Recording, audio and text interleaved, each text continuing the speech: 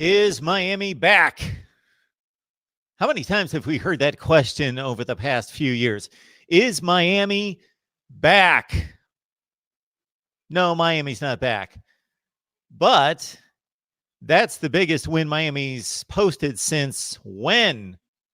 When was the last time Miami had this big of a win? So, Miami, no, you are not back.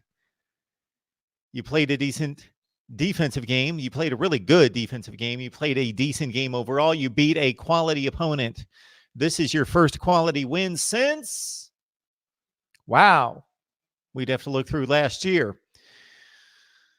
So Miami's not back, but Miami is certainly back in the Coastal Division race.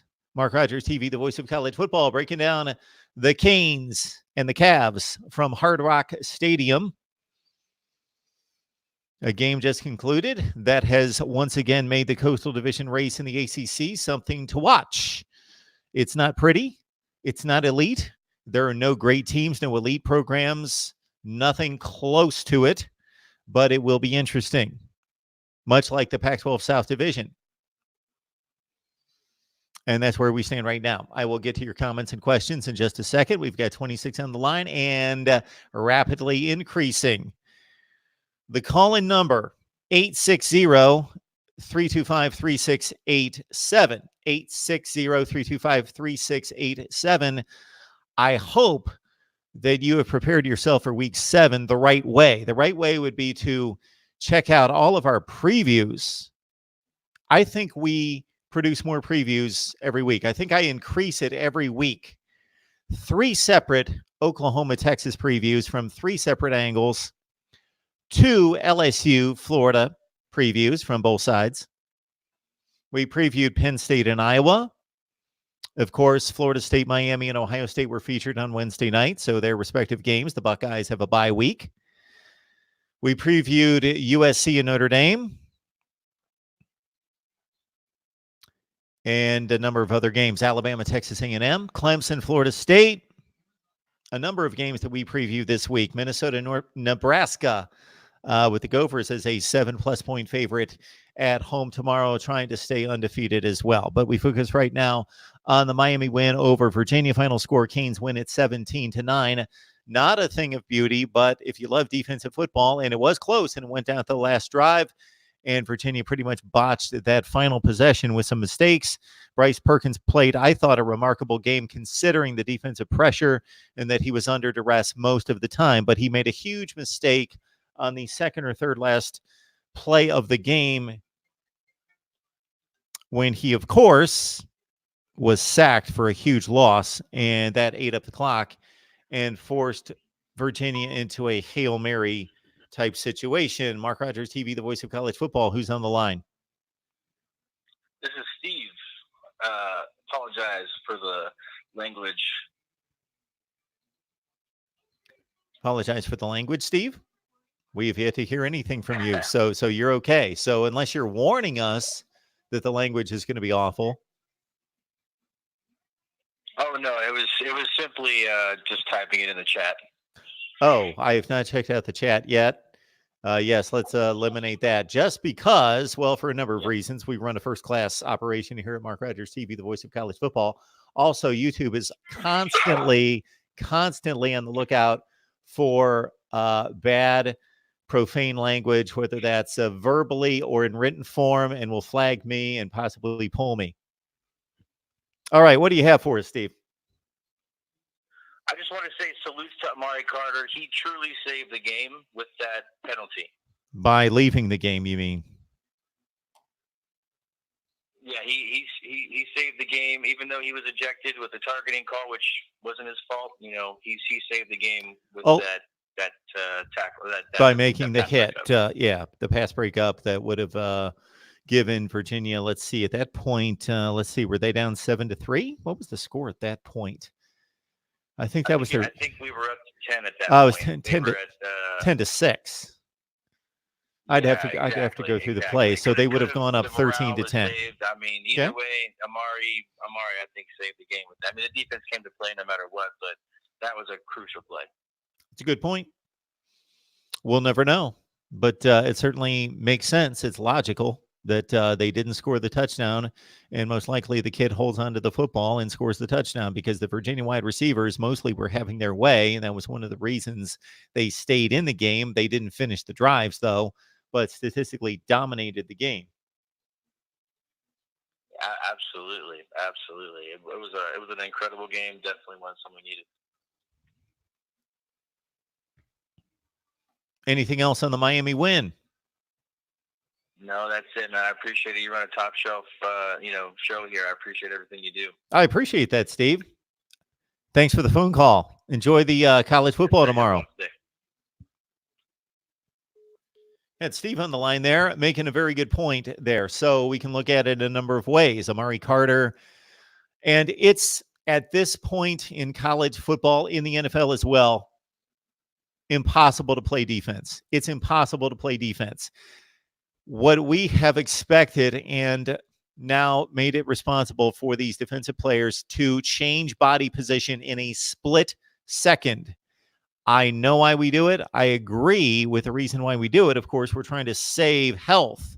And so it makes total sense. That's the most important thing, is saving the health of these players as much as we possibly can in a collision sport. But it's impossible to play defense. And he actually did his best, Amari Carter, to move the shoulder, turn the shoulder. Yep, we missed our call. Somebody just called us, but hung up. All right. Yes, Amari Carter had turned the shoulder to put it in such a way, but wasn't able to react quick enough. And, of course, the receivers typically brace themselves for the hit by ducking their head. And that makes it even more difficult for the defender to be in position to hit the target area. It's also been a recent conversation that I've found very interesting, in which players have talked about the knee area being a target area more than it's ever been because of targeting. And players are very protective of their knees, and rightfully so, because knee injuries knock players out of games and end careers, I would think, more than any other injury. I don't have data to back that up, but it is certainly an injury that is difficult to come back from and be the same type player because of the speed factor being so heavy in the game of football. Oregon leads Colorado right now 17-3.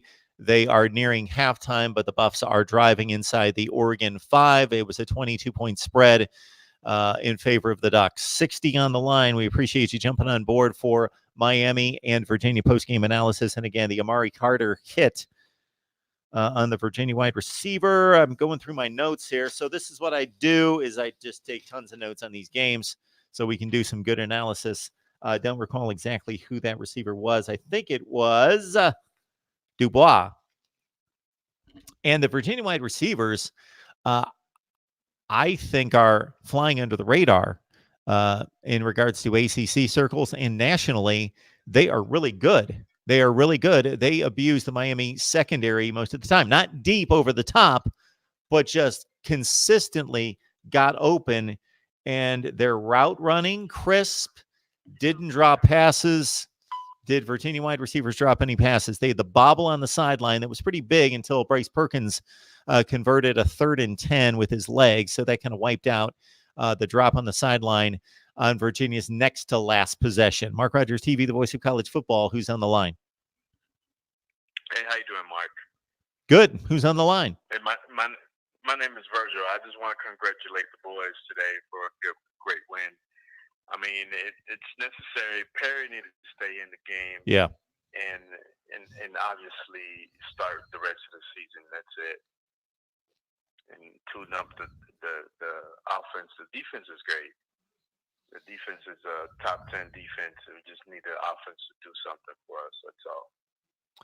It's a top 10 defense. I don't think it's quite that good, but I certainly respect your opinion and think it's close enough to have the debate. I think that's a fair comment. If you're going to rate them in the top 10, I think that's fair. I don't think they're quite there, but we have most of the talent coming back next year. But in regards to the level of the defense this year, we're not rating the defense next year, are we? Well, it's a great defense as well, honestly. I mean, it just 10 points is not going to win you a lot of games. Nope. Mark. Absolutely not. Nowhere, and no, anywhere you go, any kind of game you play, it's not going to win you a lot of games. So I mean, the offense got to do its part. And I think with Perry in the game, that everybody's hyped up and ready to play, ready to go. The boy can throw a football. There's no question about that. Oh yeah. I would love to. Make any kind of throw. Yeah, he can make any kind of throw. He's confident delivering the ball. You know, he's never hesitant to just fire the thing. The thing comes out of his hand clean all the time, and he's got great arm talent. And it's difficult to judge when he doesn't make the plays because from the first drive on, the offense was dead for most of the game, but he didn't have a whole lot of time to throw. The offensive line is obviously by far the weakness on the team. It always seems like Miami's over to score in the first drive of the game. After that, for the rest of the game, for some odd reason, they go dull. I mean, the first drive of the game, every single game they played, I watched, and they're able to drive it down the field and score a touchdown or at least a field goal. But they haven't been able to do nothing in between the quarters. I mean, most of those plays, there's a play that one of the receivers was wide open. Mark Pope, he dropped a wide open touchdown pass. Yeah. You know. So, but it was great. I was just calling, congratulating. I know the fans are happy. So. This saved your season at least for a week because if Virginia wins this game, they're undefeated. Miami has 3 losses in the conference. You would have to have them lose 4 games, which isn't going to happen past this point. So you've saved your season to put yourself 1 game behind Virginia, and you've got the tiebreaker. Well, remember, our league is the craziest league in the whole country. So, I mean, really, the season is still young, I say. Your division is. Anything could happen. Yeah, well, yeah, the division. The other side's locked up already. Yeah, I mean, Clemson is not going nowhere. They're just tuning up with people. But I think Florida State, they're going to get blown out this weekend, honestly. Most likely. And if they do, he's going to be in the hot seat. What's his name? Willie Taggart? He's going to be in the hot seat? I don't know that guy. I think so. After Clemson blows him out. I think the people in charge there, the athletic administration, should not be expecting them to compete with Clemson. So I don't know that that's the barometer for Willie Taggart right now. It should be long term. That should be the standard. It should be to be the best team in the ACC. But for this season, I mean, that's their opinion, and that's their. I don't even. It's to the point in the season where I focus on Miami football and not to be naive or anything like that. I watch a lot of Cam Underwood, and it's, you know, if you're a true Miami fan, that's what it's all about. You should just block out everybody else. You know, sometimes it's nice to watch a football game, but, you know, I'm a Miami fan to the core. All Miami fans should just watch Miami games and nobody else. Yeah. Okay. That's certainly your opinion. I would think that there are plenty of Miami fans out there that enjoy watching other games because now you played a Friday night game, so nobody's supposed to watch any football tomorrow. Well, it was a sloppy game. I mean, it was from the very beginning. You could tell that the offensive Dan Enos had in mind to play a slow game, and Virginia also allowed that to happen as well because they played into the same mentality Miami wanted to play. Slow and let the defense play the game, basically. All right, Virgil. Yeah, to play a slow tempo and let the defense win the game? Yeah. Sure. Yeah, this is not an up-tempo offense. Not at all. Which I don't understand why not. It should be. If nothing else is working, why not try up tempo? You know, you live in Florida where it's warm, and players should be adjusted to running in the heat. Everybody else don't have that luxury of doing that. So I think we should implement a little bit of hurry up offense on our offense, just to try to different things. I think it's a little bit too late in the season to expect your personnel to adjust to that kind of change, though. That might be a good philosophy going forward for 2020. So, all right, I'm Virgil. excited. That's good. Yeah, you have new life. You're in the division race. You've got Georgia Tech next, I believe. I can sleep happily tonight, Mark. Okay. That is good to know, Virgil. I appreciate that. Big Miami fan. How long you been watching? I've been watching since 1999. I went to my first game, Penn State, Miami, in Orange Bowl, in the rain. I remember. I was in 8th grade when I went to the first game. Good stuff. Thank you so much, Virgil. Enjoy your weekend. Oh, you too. Go Canes. All right. Virgil is making a decision for all you Miami fans. Don't watch any other football. Just lock in on Miami.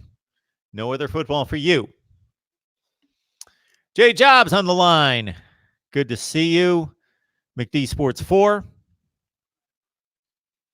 Miami shocked the world as a 2.5-point favorite.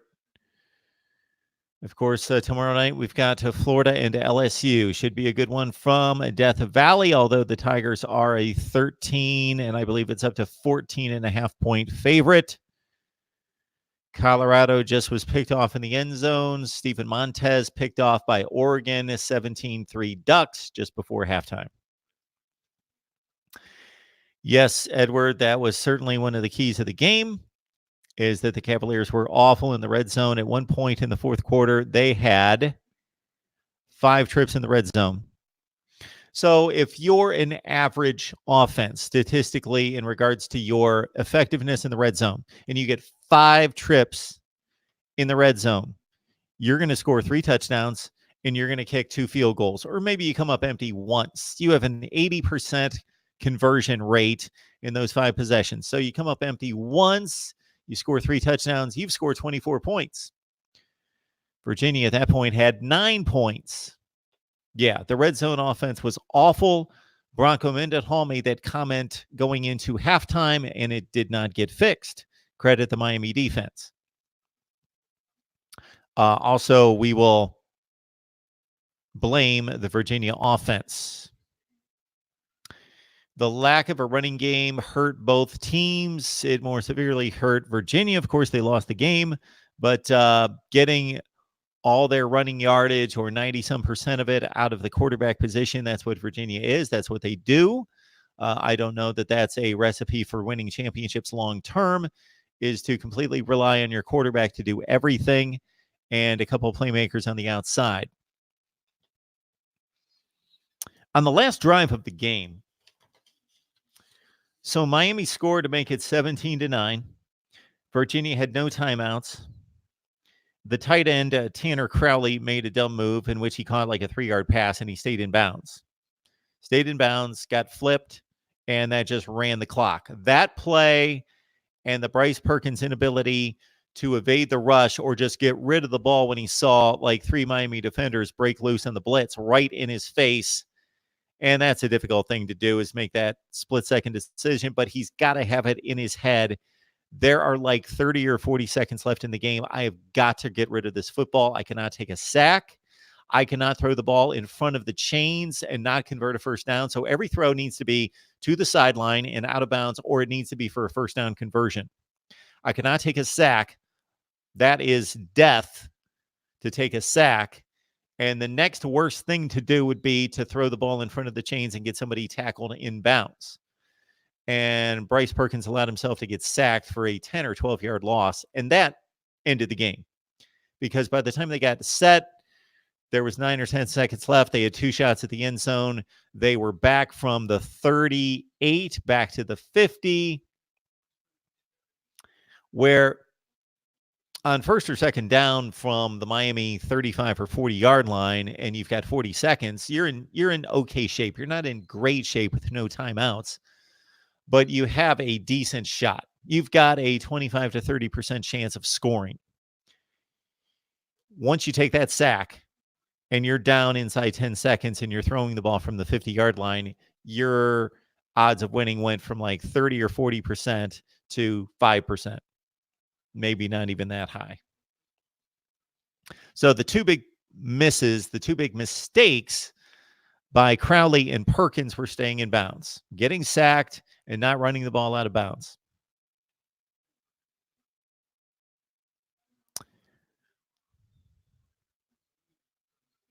Iron Cross. Virginia's a joke at number 20. They will not be number 20 this week. Street value. Mark Rogers trolling hard. It's kind of difficult to troll on your own show. Don't know how that's possible. I will need an explanation on that. Uncle Luke, thanks to Miami for helping my heels. So if it does come down to North Carolina and Miami, tying for the division championship, of course, North Carolina with the initial win in the season on the 4th and 17 conversion and the 28-25 win in which Miami missed another key kick this season. Miami's kicking game in peril. They did get Turner Davidson, the sophomore, in the game. He converted a field goal, his first career field goal, to put them up 10-6. So there is that, with Bubba Baxa being benched. Got Logan on the line. Kosi has to be the guy now. Just makes plays. Jaron can't. Jaron is the better passer, but Kosi makes the plays. Manny being more involved on D is huge. I don't know that Jaron is the better passer. I've heard, what we heard out of spring ball is that he could throw the ball with better touch. Maybe Nkosi throws the ball a little bit too sharp, a little bit too hard for the backs coming out of the backfield or something like that, but I just don't see it. I think he's a more talented thrower.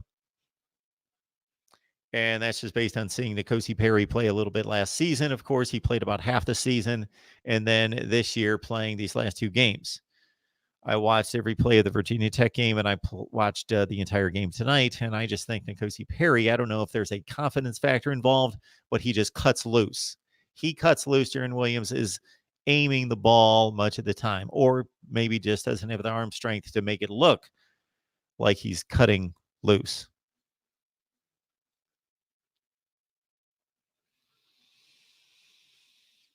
Peanut 3844 Abel is not happy with Baker as defensive coordinator. I am the king of previews. Probably 20 previews released this week for week 7. Cuban Canes feeling good, glass half full. You got to feel that way. You beat the team that was leading the division, and you went from being on the brink of the season over in terms of trying to win a championship. The season would have been over. You're behind by 3 games in the standings, and you lose the tiebreaker, so you're basically behind by 4 games if you would have lost tonight. You're a game back. And Virginia's not flawless. They most likely will lose another game. So if Miami wins out and finishes 6-2 in the division, and Virginia loses one other ACC game, and most likely that would be who? Well, they can never solve the Hokies. They've lost 15 consecutive games, even though Virginia is the better team this year. Virginia has already played the Florida State game in the other division. They play Louisville as well. Have they already played that game? They always play Louisville. That's their cross-division rival. That doesn't make sense. So Virginia's got to lose a game. Miami's got to be flawless. They've got to be clean. They've got to finish out the division in such a way. So give me your thoughts on who's going to win this division. I picked Virginia, so I would have been happy in terms of supporting my own predictions, my season predictions, if Virginia would have won tonight, because that would pretty much would have not necessarily locked it up for them, but it would have eliminated Miami. I picked both the Cavaliers and the Canes to go 8-4 this year, 5-3 in the ACC, but Virginia to win this game to break the tie. Eli, the ACC beating the hell out of itself. If only North Carolina had beaten Clemson, it would be about as chaotic as the Pac-12. Yeah, had North Carolina won that game, wow. If North Carolina beats Clemson instead of losing on the 2-point conversion, then North Carolina is really in the thick of it. Keep in mind that the North Carolina loss to Wake Forest does not count as an ACC game. That is not a conference loss for North Carolina. So just keep that in mind. Whoop. Sometimes I hit the wrong one if the chat room advances. J Jobs reminding everyone to like the video. That is not a difficult assignment, everyone. Please like the video. Even if you don't agree with me, if you love college football, I got to think that you love what we do here at Mark Rogers TV, the voice of college football. So what I supply is my analysis, but I supplement my analysis with the analysis of tons of bloggers and broadcasters and writers. We had 107 different guests on last year, and we'll probably hit that mark or succeed it this year. So we had people on from all the SB Nation sites this week, Rivals and 247 Sports, Matt Moscona from ESPN Radio. Joe Hunk joins us on a regular basis to talk Auburn football and Alabama. He joins us from Montgomery, Alabama radio. So we bring in all sorts of great guests. So even if you don't like my analysis and don't agree with me and don't think I know what I'm talking about, we do provide more content, quality content than anybody. So please like the videos. Please subscribe if you love college football. And please let people know out there that we're here. I would appreciate it. I would appreciate that. Like, comment, share, and subscribe. Also, we've got our predictions available. 13-6 against the spread last week. That makes money. 77-58 against the spread will also make pretty considerable money. It's about 58%. 52% will get it done. 52.5% is the math. You've got to hit 52.5% and then above to make money against Vegas, the Vegas lines, and we're at 57% at 58%, 77-58 against the spread this year. 13-6 last week. We had the one bad week that really hurt the percentage. So if you take out the bad week, which of course we can't, but man, the 7-13 week really killed me. So I'd be 70-45 against the spread. So just grab the link that says Voice of College Football Community in the description section of any of the videos, but not this one. It's not there right now. And now that I think about it, this video is not being monetized because I forgot to hit that button. So that isn't good. All right. 80 on the line. Mark Rogers TV, the voice of college football. 860-325-3687. 325-3687. Let's run back through the comments.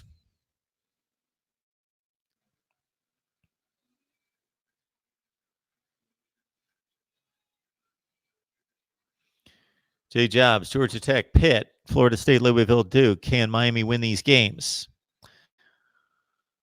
Georgia Tech, they should have about a 90% chance of winning that game, depending on where these games are. Pitt, that's close to a toss-up. I say Miami's a better team, but not by much. Pitt's obviously already beaten UCF. They played within a touchdown of Penn State. They've had a decent season at Pitt. The Virginia game was a 16-point loss, but it was close at halftime. Florida State and Miami, I would say Miami's playing a little bit better football right now, but FSU's playing its best football since the end of 2017. Louisville should be a win. Duke, Miami has the better talent, but Duke is playing pretty well. If you're going to line up those 5 games in the ACC with Miami now 1-2 in the ACC, I say that they lose. They probably lose 2 of those games and go 3-2. They go 3-2, so they finish up at 4-4. So somebody else is going to win the Coastal. That would be my thought. I did pick Miami to go 5-3 in the Coastal this year. Eli, Clemson, Wake Forest, and UVA are pretty much guaranteed to go bowling. Yes.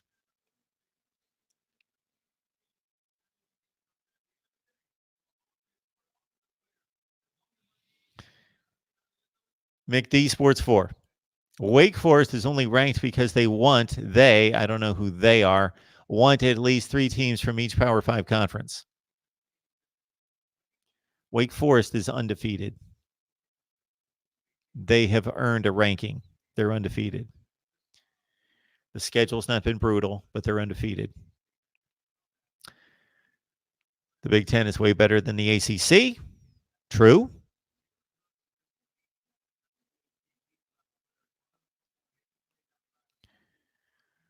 Maryland might destroy Purdue. Purdue is banged up. McD Sports 4, of course, shocking us with a positive Maryland prediction. Anything else out of you folks? Seth, definitely Martin. Okay, I'm not going to get into private conversations there. After Clemson, the rest of the ACC is garbage. Yes.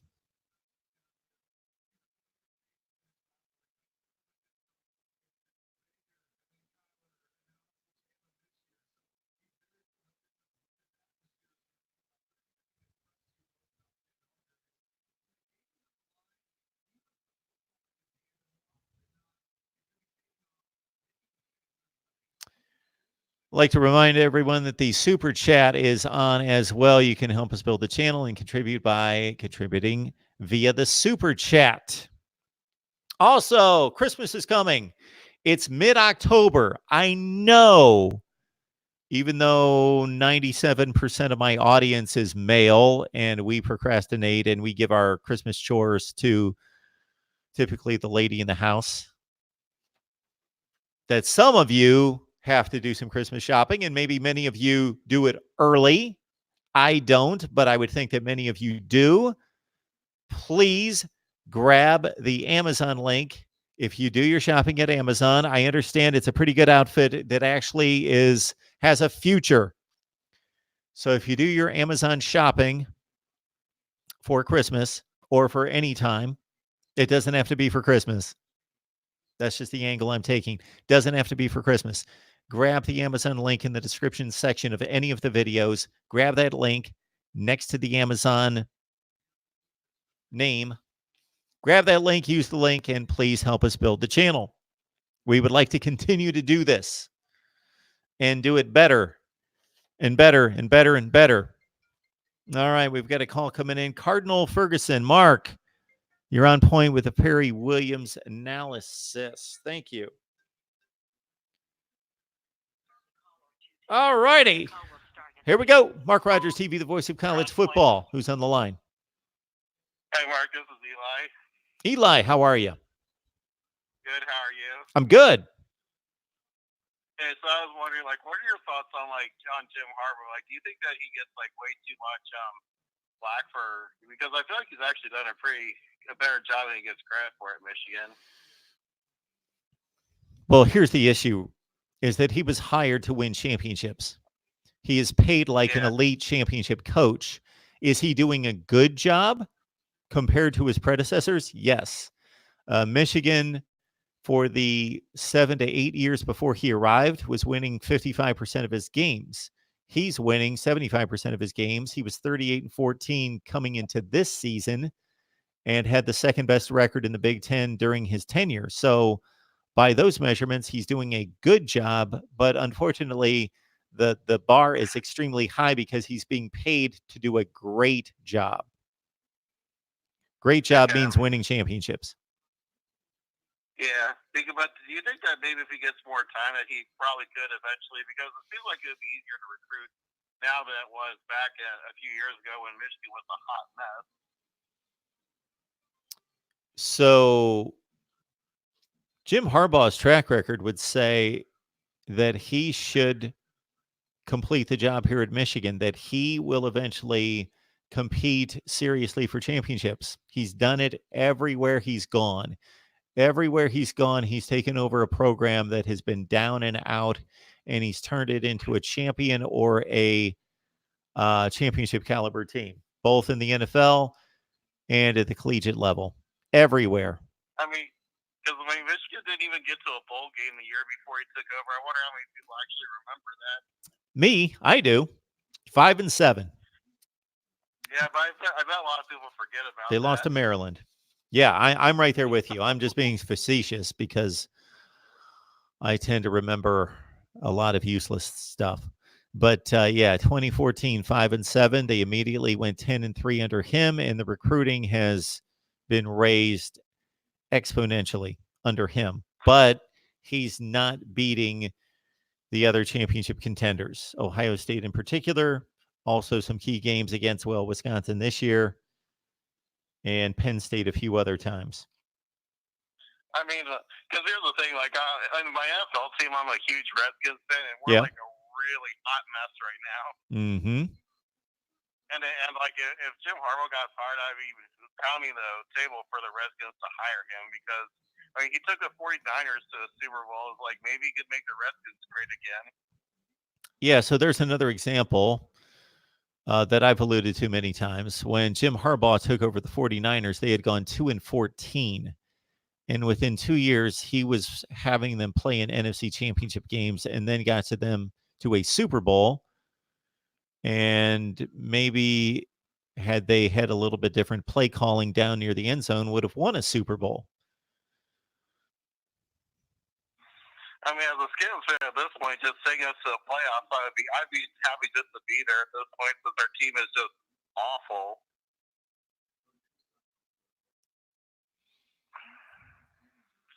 Yeah, who took over the Redskins? Who's the interim? Bill Callahan is the interim. Oh, that's right. That's right. I saw that. Did they not pay attention to his performance with the Raiders? Well, they did go to the Super Bowl. They did. They did go to the Super Bowl. He was completely outcoached once he got there. But yes, he did go to the Super Bowl with Rich Gannon. Absolutely. I mean, he's probably not. I mean, it's just an error. I'm sure they're going to find someone else unless somebody pulls off a miracle and makes the Redskins look much better. But I don't know. I'm just very downtrodden about them right now. Yeah, I can understand that. So anyway, speaking of the Big Ten, like, who would you say is right now is better between Ohio State and Wisconsin? Like, it seems like it would be a toss-up at this point. Based on their performance on the field, considering Wisconsin has beaten a much better team in Michigan than anything Ohio State has faced, I can understand your perspective. But Ohio State has decidedly better talent than Wisconsin. Yeah. The Wisconsin is very well coached, though. So absolutely, they are. Not everything. No, it's not. But I would be very comfortable picking Ohio State to beat Wisconsin on a neutral site. I would not be surprised if Wisconsin won, but Ohio State's going to win that game 75 or 80% of the time. Hey, what about Penn State? I mean, I don't like Penn State at all, but I will give them credit. They have looked pretty darn good the last couple weeks. There was a comment made during the broadcast tonight talking about college football being more wide open in terms of contenders than it has been in a long time. And Penn State was cited by the play-by-play guy, who I have a lot of respect for. He's a very good play-by-play guy, but I just can't agree with him calling Penn State a national championship contender. That may turn out to be the case, but they have yet to show us anything. They just haven't played the bulk of their schedule, the meat of the schedule, to show us that they can be even a Big Ten contender, because they haven't been a serious one for the past few years. I mean, well, they got an opportunity whenever they play Ohio State. I mean, that's a big statement for them.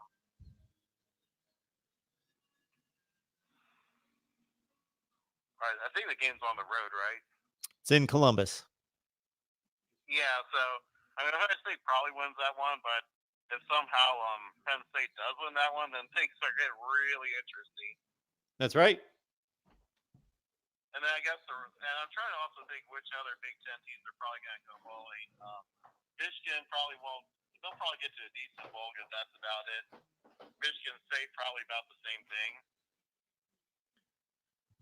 And then Minnesota, they'll go bowling, but I don't really see much more. Nebraska, same thing. Iowa, I guess their game against Wisconsin will probably determine who wins the West. Taking care of a little operational issue here, Eli. So you can just keep talking, or I'll hang up, or you can make whatever point you'd like to make, or ask me whatever question you'd like to. Okay. I guess one thing I'm kind of wondering, talking about the Big Ten, is like, do you think Maryland's going to go to a bowl game this year, or do you think they'll miss out again?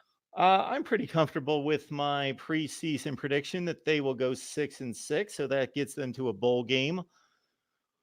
Although, let's see. So they beat Syracuse, so that's where I had that. Hello? Huh? Do you want me to finish this one? Okay. So they beat Syracuse as I had projected. They certainly haven't looked as good in recent weeks than I thought they would. I didn't think that they were that far behind Penn State, but they were obliterated there. They, of course, took care of business against Rutgers, which, of course, they would have to make a bowl game. So I would not be surprised with Maryland doing anything between 5-7 and 7-5. So do I think they're going to make a bowl game?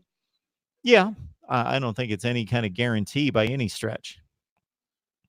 Yeah, because, okay, so I'm looking at, I got their schedule in front of me. Yeah, let's hear the schedule. Well, what's their record right now? So they went 2-1 out of conference, so they must be what, 3-2? 3-2. Okay. Go ahead. So at Purdue, I'm going to say that game's a toss-up. What do you think? Yes, toss-up. And then Indiana, they should easily win that one. You think? Easily? Indiana's not that good, so it's at home. So they shouldn't have much problem with Indiana. I don't know about that. Okay. Really? Indiana routinely. Now it didn't happen this year with Ohio State, but routinely takes Michigan to the wire, takes Michigan State to the wire. They did this year, and Ohio State even to the wire. I'm not gonna count that as a Maryland win for sure. I will give them a 60 to 70% chance of winning. Yeah. Okay, then at Minnesota, I'd say that's another toss-up. I'll take Minnesota having a better chance of winning that game. Okay, and then Michigan at home, that's probably an L, even though Michigan's offense does look like crap. Okay, so I've got Maryland with 2 more wins. Keep going. At Ohio State, guaranteed loss. Pretty much, yeah. And then at home against Nebraska, that could be a toss-up. I think I'm not high on Nebraska at all, so I'm going to say they win that one with about 60% confidence. Okay. And then at Michigan State, most likely an L. Is that the last game of the season? Yeah. Oh, okay. I think they're teetering on missing a bowl game. I had them with 2 wins. Maybe they get another one. Between Nebraska, Michigan State, and Indiana, let's say they win one of those games and they beat Purdue. Oh, they got to knock out somebody else. So, yeah, they're going to have to... They're going to have to beat the teams. They're going to have to beat the teams that they're supposed. They're going to have to win the majority of the games against the teams that are on their same tier. Indiana, Nebraska, Purdue. Win. Yeah, I think they pretty much have to win those 3 games. Yeah, I mean Minnesota is not. That's another one that I think is winnable. Like I kind of put that as a toss-up. Well, there you go. Throw them in. Throw Minnesota in. They got to win 3 out of those 4, unless they beat Michigan State. Michigan State's not playing that well. But if they win 3 out of those 4 and lose to Michigan, Michigan State, and Ohio State as expected, then that gets them to 6 wins. Okay, so then I guess the rest of the teams, Indiana, I'm going to say they probably don't go bowling. I'd agree. What are they right now? And They did go Russell- 3-0 outside the league. Yeah, but they played a bunch of really bad teams. Well, sure, but that has nothing to do with them getting to a bowl game. That actually helps them get to a bowl game. So they're 3-0 outside the Sure. league, and Okay. they beat Rutgers. And if they beat, Yeah, so that would give them. Well, see, they host Rutgers this week, and that should be able to get them the 4. Then they're at Maryland, at Nebraska, host Northwestern, at Penn State versus Michigan, at Purdue. okay, it's going to be close. Well, they should. Yeah, Rutgers is almost a guaranteed win. I don't know which 2 other teams they beat. I mean, if they hosted Maryland, I'd give them a 50-50 chance. But since it's at Maryland, I don't see them winning that one. And maybe Northwestern, and I don't know, maybe Purdue. But I'd say Purdue probably wins that one. All right. I think we're probably putting some people. I think we're probably putting some people to sleep analyzing Indiana, Maryland, and Illinois' chances of making postseason play. That's just a guess, Eli. I have no issue with doing it. I'll talk Illinois football for the next 2 hours, but I got to think that it's not going over real well. Okay, MCD Sports, I'm sure enjoyed the Maryland conversation. Absolutely. Anyways, I'm going to let you go now. Thanks, Eli. I appreciate your support, man. All right, thank you. Thank you so much. Illinois, Maryland, Indiana. I don't think anybody cares. So, James Scott, always making sure that everyone out there knows to like the videos. James has committed himself to this. I love it. James, thank you. Thank you. Mark Rogers TV, the voice of college football. Illinois, Indiana, Maryland. Sounds about right. Go Terps. What up, Mark? How are you doing? This is McD Sports 4. How's it going? Doing great. That conversation between you and Eli was going so well until you said that Maryland's going to have to pull up an upset somewhere. That conversation was going so well until then. I predicted you to go 6-6 and make postseason play, and I am going to stick to that. I'm okay with that. Okay. I don't want to hear 5-7 though. This team's up for going 6-6. Last week I think we found a mojo back on the offense. I think offensively we found an offense. I know Josh Jackson's going to be out for the next several weeks with a high ankle sprain, pretty bad sprain I might add. But Pigmere, he's been a quarterback in Maryland now for several years. He looked very comfortable in the offense in the second half against Rutgers. I know it was against Rutgers, but you could tell that he had some confidence. And I like Pigmere personally. I think we're going to go into Purdue and beat them. Purdue, in my opinion, they're very banged up. It's nothing against Purdue. They're very banged up. Rondell Moore is going to be out for this game.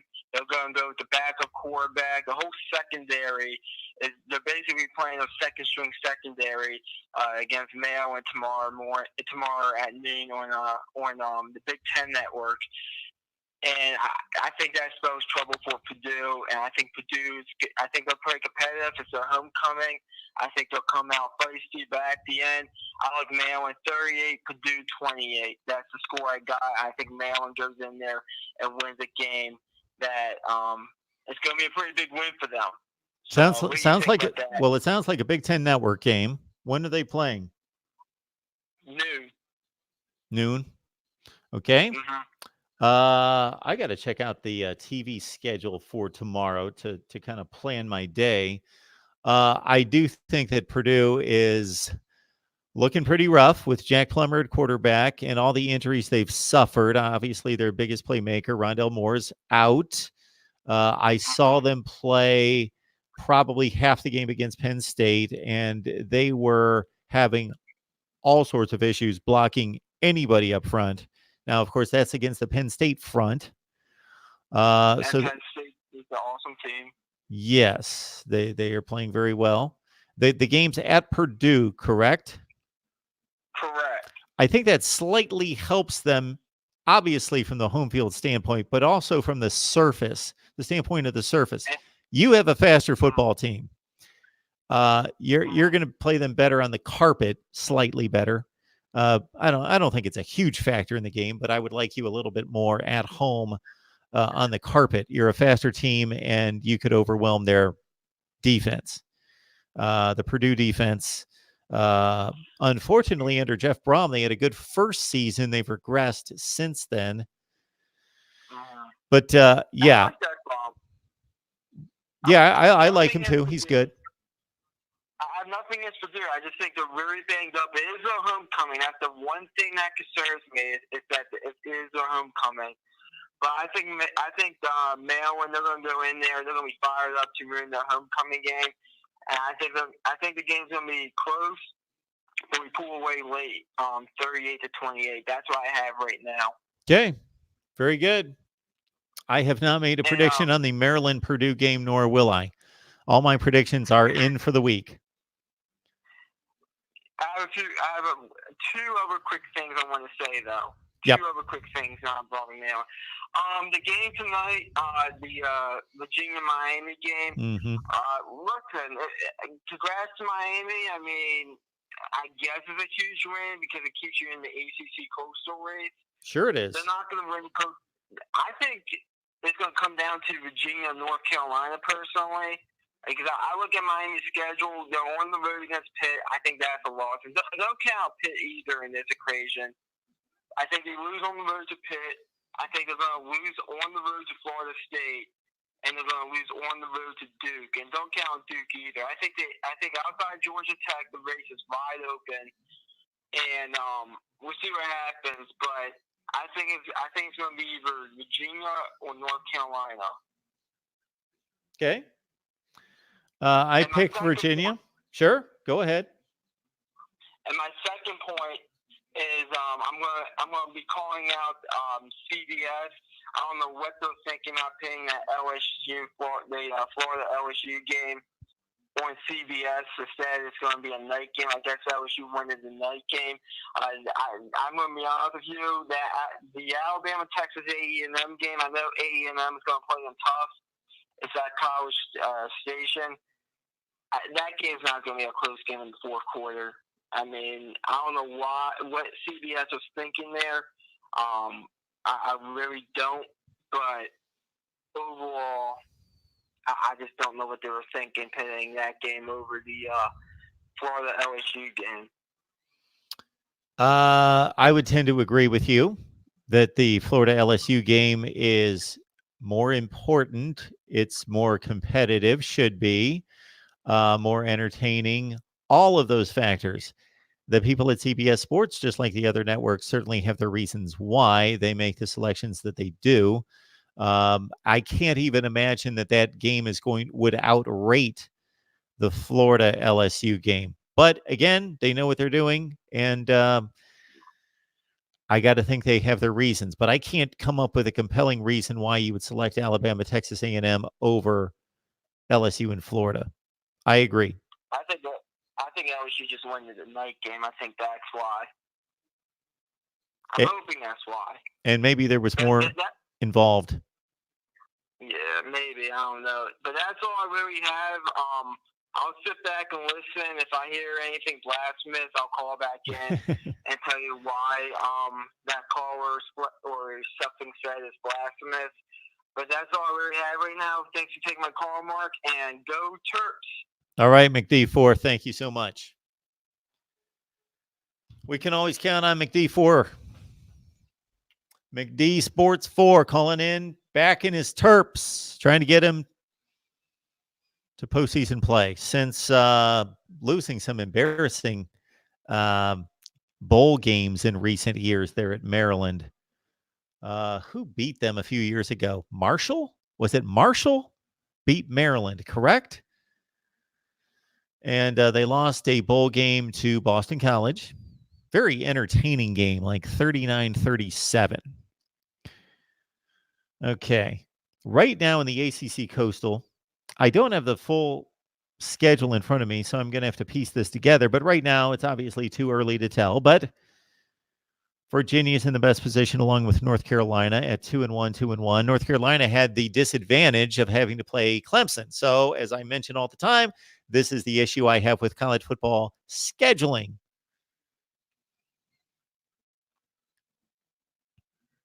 North Carolina is the one team in the division that's in the race that had to play Clemson, and they almost won the game. But almost doesn't count in the standings. Therefore, UNC is 2-1. Virginia now 2-1. Pitt and Duke are 1-1, and so they're leading the division. But Miami, of course, now has the tiebreaker on Virginia, but North Carolina has the tiebreaker on Miami. Virginia and North Carolina have yet to play. North Carolina, Pitt have yet to play. Virginia has the big week 1 win at Pitt, as McD 4 Sports 4 told us. Duke is at 1-1. Who beat Duke? Duke beat Virginia Tech last week.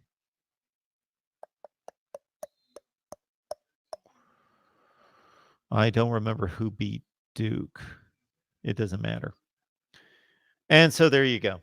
I still think Virginia is a good pick, and there I'm going to stay with my pick of Virginia, even though this certainly tightens things up. Had they won this game at 3-0 with basically banishing Miami from contention, then that would be another matter. But right now, it's become a race. It's a huge race. It's a mess. It's the Coastal Division, and there has not been a clear-cut, really good team in the Coastal Division since you could argue with Marquise Williams and Ryan Switzer and Rashad Davis and Elijah Hood and company at North Carolina in 2015 when they went undefeated in the ACC in the regular season and lost to Clemson by just 1 score in the conference championship game. That team, the Virginia Tech team the next year in 2016 that lost to Clemson by 1 score. Since then, pretty awful. And even those teams weren't great teams. So the Coastal has been arguably the worst division in college football for quite some time. Oregon has intercepted Steven Montez again, and the Ducks lead at 31-3, and they're breaking down inside the 10-yard line on the near pick six, 10:44 left in the third quarter. This is not good for me as I've got Colorado and 22 points. I was hoping for a little backdoor cover.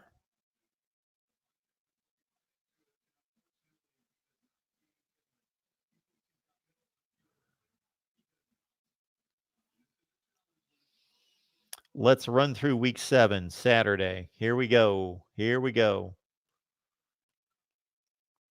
And again, if you want the in-depth analysis on these games and good discussion, then you go to all my previews. Tons of previews on all the big games coming up this week. All right, last night, North Carolina State helping its bowl cause with a win against Syracuse at home, 16-10. Tonight, of course, we've got Oregon with a big win. Let's mark it down, even though there's 10 minutes left in the third quarter, 31-3 on Colorado. And, of course, Miami puts themselves back in the Coastal Division race with a win against Virginia. Okay, tomorrow at noon, Georgia's a 24-point favorite against South Carolina at home. Noon, ESPN. Texas, Oklahoma, game of the year in the Big 12. I've got 3 previews out on that game. I've got a preview out on the Georgia-South Carolina game as well, as Oregon scores again. I was going to watch, after we did the live stream, I was going to watch this Oregon-Colorado game and do an instant analysis. That would probably be a waste of my time. Michigan-Illinois play on ABC at noon. Wolverines a 23-point favorite. Memphis-Temple, key game in the group of 5 on ESPN2. Memphis is still undefeated, number 23 in the country. Maryland-Purdue, McD Sports 4 is going to be watching that game, and I don't believe that is on anywhere.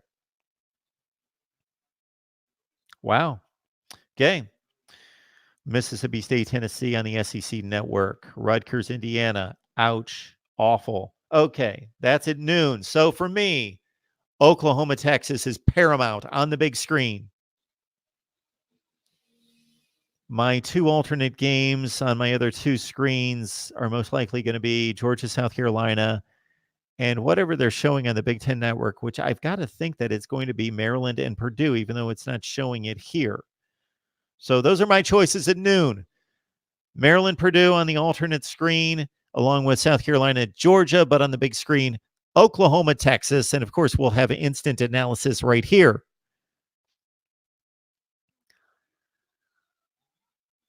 Duke and Georgia Tech play on the ACC alternate network at 12:30. At 3:30 on CBS, as McD Sports 4 outlined for us, Texas A&M is hosting Alabama on CBS. Clemson, Florida State on ABC. Wisconsin, Michigan State. They're not showing any network here. I got to believe that's a FS1 game. Arizona State, Washington State play at 3:30. An under the radar, good game, good matchup. It's a pick'em game. Houston, Cincinnati on ESPN2. Key game in the group of 5. Of course, Cincinnati's a full touchdown favorite at Houston. I will be in Houston in 2 weeks. It was a thought of mine to possibly go to the Houston SMU game, get some credentials for that. I actually signed and put in my request for credentials to the SMU Houston game in 2 weeks. We'll see if they have any respect for the voice of college football to give me some credentials for the sideline or the press box for the SMU Houston game. Oh, I don't know what happened there. Please call back. So again, 3:30 Eastern Time, Texas A&M, Alabama, Florida State, Clemson, Michigan State, Wisconsin, Washington State, Arizona State. It's a packed 3:30 window. Even BYU, South Florida, not bad. Those are the 3:30 games I will be watching. First and foremost, it's a tough call. I'm going to start with Clemson, Florida State as being my primary game, I think. And then Alabama, Texas A&M. And I typically love watching these kind of Big Ten games. Michigan State, Wisconsin. But Michigan State is wobbling right now. This may be a runaway for the Badgers. You can, of course, get my predictions by grabbing the link in the description section of any of the videos next to Voice of College Football Community. And beyond the predictions, I would urge you to join our community over there. What I'm offering, think about this. Would you like to have a discussion on college football with me and maybe with others of you that we bring on to do a live stream or a recorded segment? So we would do it much like we do it with our bloggers and broadcasters that we bring on, where we have a roundtable discussion. This is what was suggested when I reached out to many of you, about 20 or 25 of you, is what was suggested was, Mark, we would love to talk college football with you directly. Could you bring us on just like you do your guests? I said, that's a great idea. So would you love to do that? Sign up at the Voice of College Football Community. And I have vowed, and I've been taken up about 5 times on the offer, and I have done it. I will do an exclusive live stream once a week with you guys. So hit me up at the Voice of College Football Community. If you need more clear details, you can't find the link or whatever, or you have questions, MarkRogersTV at Gmail. You can always contact me at MarkRogersTV at Gmail. And it's all to build the platform. Some of you certainly understand the vision that we have here. It's to build the best freaking college football network we can right here with the best discussion, debate, and analysis. That's the vision. That's the aim. And so the best way to do that is for me to do this full time, not have to devote 50 hours a week somewhere else. So that's why the push for revenue streams. All right, we'll get back to college football. So that's the 3:30 window. I'm going to be favoring Clemson, Florida State, but certainly Alabama, Texas A&M, and Michigan State, Wisconsin. And as I mention all the time, if one of my 3 games at any one time window falls off the map and becomes a blowout, then obviously if Cincinnati Houston's a great game with 5 minutes left, I'm going to flip that baby on. Check it out. Key game in the Big 12. Key under the radar game in the Big 12 at 4 o'clock. Don't know where this is being broadcast. I'm guessing, again, this is an FS1 game because I'm on a particular website that I would believe typically shows all the games regardless of the network, but right now they're not showing the other networks. Texas Tech at Baylor at 4 p.m. Eastern Time has to be an FS1 game. All right. At 4 o'clock on ESPN, you've got Iowa State and West Virginia. Decent game. But, of course, I'm going to be locked in on the 3:30 games. All right. Prime time. Air Force and Fresno State are playing on CBS Sports Network. Mizzou and Ole Miss on ESPN2 at 7. 7:30, NBC, Notre Dame hosting USC. So at 7:30, bam, I'm at Notre Dame, USC, NBC. Now at 8 o'clock, it becomes tricky. Well, at 7:30 as well, Iowa, Penn State. I love that matchup. And then, of course, we've got Florida and LSU at 8. So that window is a bit difficult to deal with because I also like this Nebraska-Minnesota game. We might have weather in Minneapolis, and it gets fun to watch the games in weather. Nebraska-Minnesota at 7:30. So I got to prioritize LSU and Florida, followed by Notre Dame, USC, but also Penn State and Iowa. Those are my 3 games. But, man, I'm going to check out Nebraska and Minnesota, tape that game. I may go nuts tomorrow and give you so much instant analysis on so many games. I might be watching college football on my DVR all night, just through the night, and just analyzing games. And then late night tomorrow night, we've got Utah at Oregon State. Can you tell my voice is about had it? Utah at Oregon State, Hawaii at Boise State, Washington at Arizona. I saw that the Huskies were only a 6-point favorite against the Wildcats on the road, and I just had to scarf that up. I know Washington has not played well, but I got to think that they're going to bounce back, and Arizona can never play defense.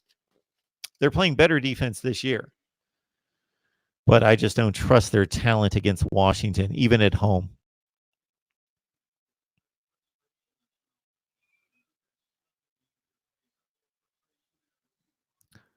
Swampy McGee, Oklahoma, easy money. McD Sports 4, Michigan won't cover. You can get my picks. Voice of College Football Community. 13-6 against the spread last week. Oregon is just pushing poor hapless Colorado around like a schoolyard bully. Yes, they are 38-3 now. Score a touchdown, Colorado. And this game's got 8 minutes to go in the third quarter. This could be like a 62-10 game.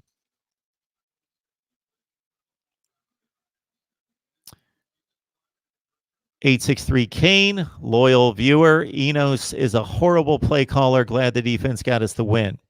There are some curious play calls in the Enos scheme. It seems to be a bit of a grab bag. But when you can't block people, that tends to be an issue. That is the most underrated. That is the most underrated aspect of the game by fans, and that's offensive line play. Offensive line play is the most important. It's the most important unit on the field. Most important unit on the field is Colorado going for a 4th and 8. Why not? Howard is asking the question, when was the last time Miami beat a top 25 team? That is a great question. I don't know if I go back into it's got to be in 2017 when they started 10-0. I would think that one of those wins would be against a top 25 team. But if we grab Miami, I don't know if this is going to tell us the rankings of the teams at the time. Last year, they certainly opened with a thud against LSU. They got wiped out in that game.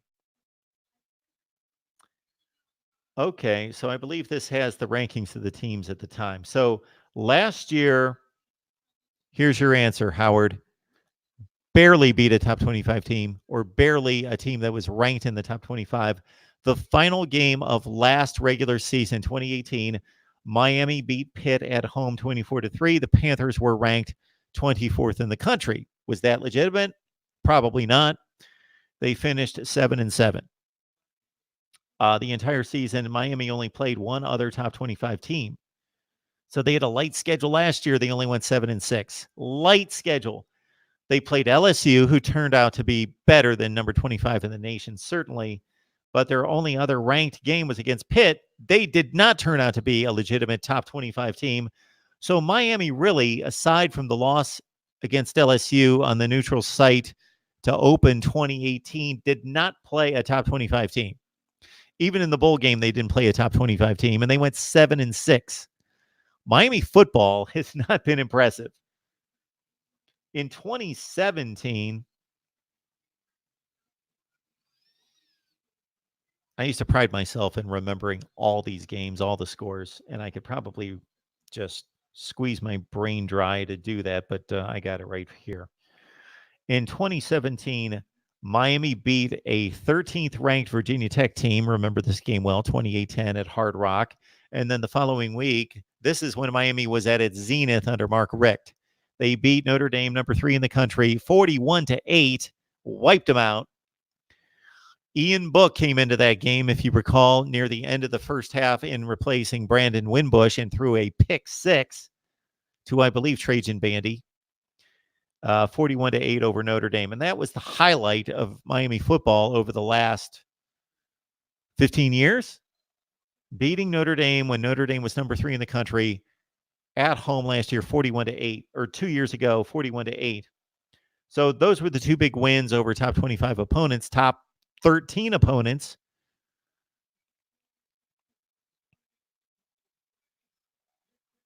They, of course, played number 1 Clemson in the ACC championship game and got mauled. Wisconsin was number 6 when they played them in the Orange Bowl. They lost that by 10. So technically, Howard, they beat a top 25 team in Pitt last year, but Pitt was no top 25 team. The last legitimate top 25 teams that they played that finished the season in the top 25 would be Virginia Tech and Notre Dame in 2017 at the beginning of November. At home, 28-10 and 41-8. Okay.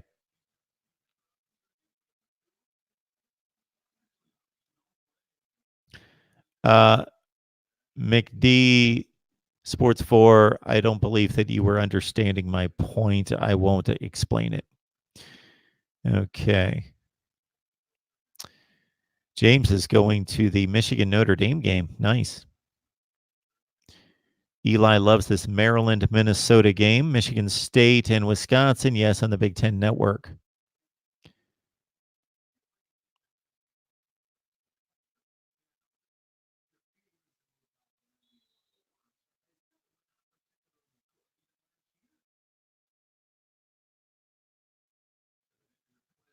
Swampy McGee, Will Muschamp, South Carolina hot seat 2019. So South Carolina's record this year might turn out to be pretty deplorable, maybe in the 4-8 to 5-7 range. No, Will Muschamp is not going to get fired this year, Swampy McGee, but it certainly sets him up for a 2020 in which he's going to be evaluated, I would think, under a microscope. There needs to be progress made. Now, there was significant progress from 3-9 to 6-7 to 9-4. They leveled off last year at 7-6. They continue to do that this year. There are some mitigating factors there, losing Jake Bentley, playing maybe the toughest schedule, at least that I ranked the most difficult schedule in college football this year. But that's what they have to play. And so Will Muschamp, after taking that climb from 3 to 6 to 9 wins, leveled off 2 consecutive years. Yes, I believe 2020 is a huge year for Will Muschamp. I would think that they want to see that they're going to be competitive with and be the best non-Georgia Florida team in the SEC Eastern Division and probably go 8-4. I would think that that would be the type season that they're looking for to keep Will Muschamp.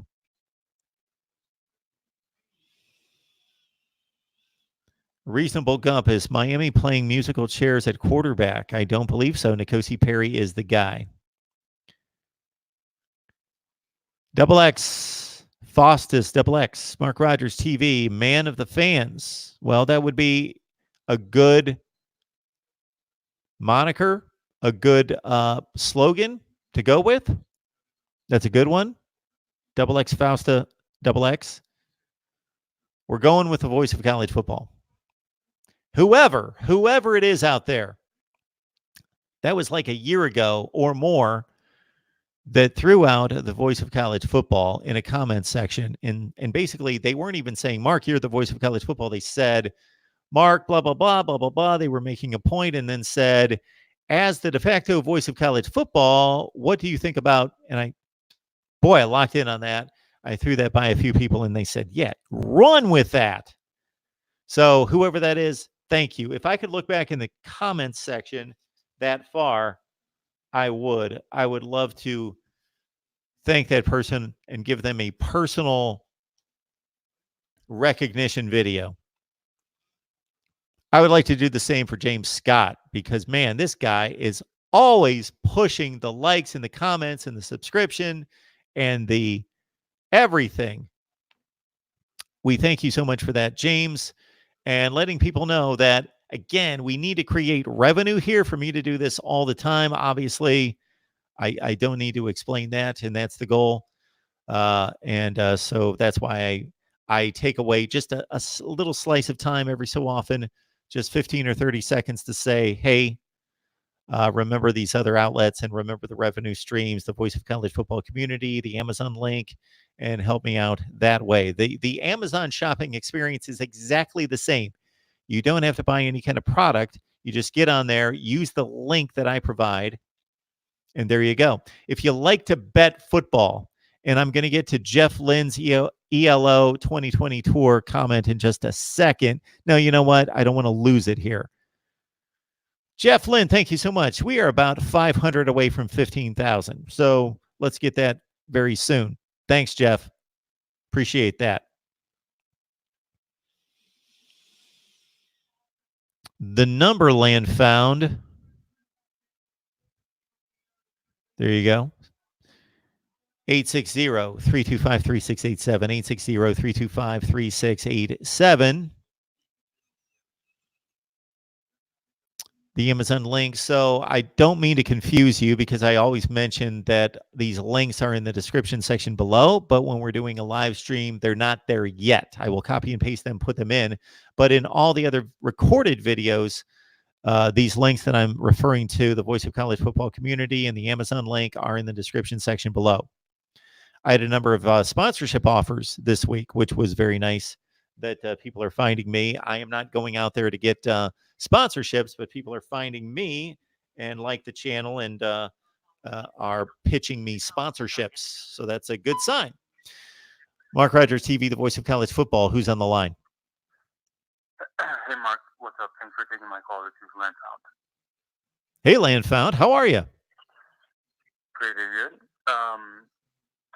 I've been watching you for a long time, and I wanted to call in finally and talk to you about tonight's game. You already mentioned it briefly, and you've been on air for probably some time now, but I've been frustrated since last year with the Miami Hurricanes offense, specifically the play calling. This frustration continues with the play calling again tonight. You mentioned a couple of things that I can't recall right now, but they were on point. And I don't know. Can you share your thoughts on tonight's? Because I really appreciate your analysis. I think you're accurate. Can you share your thoughts on the play calling tonight? So they ran a lot of running plays to the outside that I didn't agree with because the offensive line cannot sustain blocks. So that's one issue that they have. The run blocking and the pass blocking from the offensive line is, if I was going to rank it among Power 5 schools, and there's about 65 Power 5 schools, I would say that they have one of the 10 to 12 worst offensive lines in the country. And that's what's really the issue with this team. So you need And their offensive personnel, in terms of coaching staff from Dan Enos down, know so much more about football than I do. I don't know why they don't do this, but they strung out all those slow developing plays to the outside. And Virginia's got a very good defense and a very good defensive backfield that would get to those plays. And they've got a couple linebackers who will be playing in the NFL. And those continued to not make any sense or gain yardage. And they got thrown for so many. At one point, you probably noticed the graphic. It was very early in the second half that Virginia already had 8 tackles for loss. So they continued to do that. That didn't make any sense to me. So that was maybe the most obvious out of the offensive issues. I don't know what they can do to help out N'Kosi Perry in terms of pass protection, except they've got such threats at tight end. To keep a tight end in for pass protection is a difficult call to make, because they're so explosive at tight end with Brevin Jordan in particular, that I understand why they wouldn't do that. They just really need to coach up those running backs to keep them in to pass protect, because they certainly have the playmakers at wide receiver to be able to say, hey, let's keep a back in to pass protect, and we'll let the receivers get open. And it hurts them in terms of having an outlet for the quarterback. So those would be 2 things that would come to mind in regards to offensive adjustments that they could make. The way that I see the offense, and the way that I look at this football team, is that Enos is kind of the commander, and he has to know his soldiers, their strengths and weaknesses. Why isn't he game planning around his talent? The announcers even said it about why isn't he getting the why aren't they getting the ball in the hands of their playmakers, Yep. receivers? So I don't understand. If you know the offense is weak, why don't you just play around that? Why do you have to insist on calling play action when you know that's not going to work? That's part of the frustrating part. That he's willing to make. It seems like he's off and on with his play calling. I think sometimes he's on it and he gets it. And then sometimes it's like, okay, he I don't know, like he doesn't, I don't know. Yeah, I can leave it at that. I mean, I can go a little bit deeper, but that's just like my opinions and my speculations of the man himself. Yeah. The first drive against Florida, they were very imaginative, and what they did was get the ball in the hands of their playmakers in space, and they ran a lot of rubs and picks to free up one of the receivers on either side, and a lot of those little underneath routes, like you see, the classic Wes Welker, Julian Edelman kind of routes. And they were very effective, and they marched down the field, and they don't seem to be doing much of that.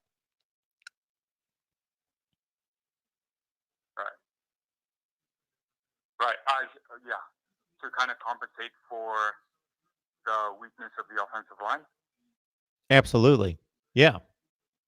Okay. It gets the ball out of the hands of the quarterback, and it puts your playmakers in space, and they have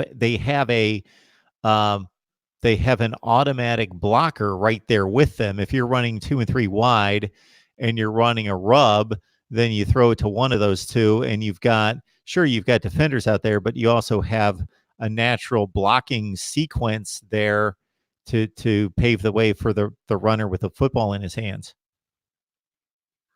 And then if you start game planning for that, then that opens up other things. Sure. That he can run. Yeah. That he wants to run. Even with an offensive line that he's not, too crazy about, or that is a work in progress. Mm-hmm. And DJ Dallas is so explosive and so just difficult to bring down, because he's just a monster. His thighs are so huge. Just run him and try to shoot him through a crease where you don't have to sustain those blocks for so long because your line's bad. But if they can just hit a crease and run more vertical plays in the running game, then I would think those are the ones that did well when he had the 62-yard run against Virginia Tech last week. Was a quick hitter. It wasn't one of these, we're going to bring him around and we're going to, pull guards and we're going to have this slow developing play because the offensive line is just not able to execute those kind of plays. The announcer even said that the East and West running plays are not working. Yeah. Yep. Yeah. They said it on ESPN. So, okay. Well, thanks for taking my call, Mark. Well, I've certainly seen your handle a number of times, and I appreciate the support and you watching for a long, long time and finally calling in. Thanks so much. Thank you. Good points on the Miami offense. So they get the win tonight. They, of course, got down by 28 points last week. So in many instances and within context, the offense looked really sharp in the second half, but that might be a bit of mirage, playing a bad Virginia Tech defense and just being in hurry-up panic mode. And that seemed to fit N'Kosi Perry last week, where he could just sling it around and not worry and just think, you know what, this game might be lost. Let's just go for it. And he seems to respond in that way.